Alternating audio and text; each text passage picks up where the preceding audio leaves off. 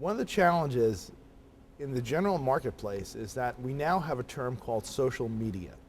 And to me, social media really implies that I'm broadcasting or selling you something.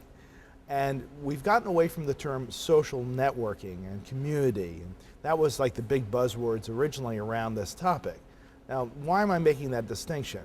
Well, when we think about the subject in terms of social media, we're very much in a sell mode. So we're thinking, well, what's our brand out there? How's our brand doing out there? How can we promote our brand?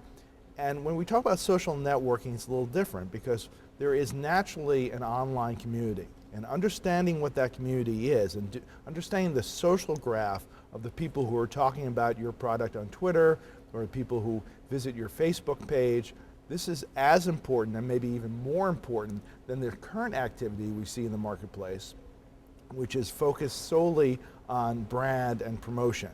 So what do I mean by that? Well, every series of mentions, say on Twitter, has a social graph attached to it.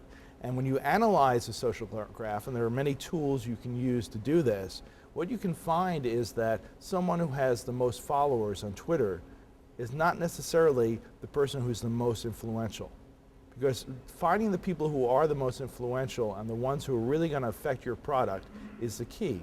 And when you look at a social graph, understanding where the people are within that social graph and understanding who they influence is the key.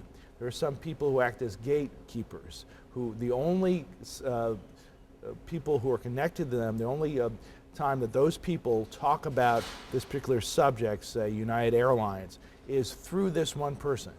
And that person becomes very critical for a whole series of people.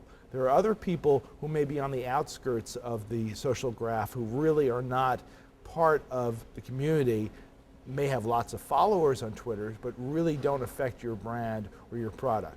So I think we're going to be moving from an era of just talking about social media, just talking about promotions, just talking about brand integrity.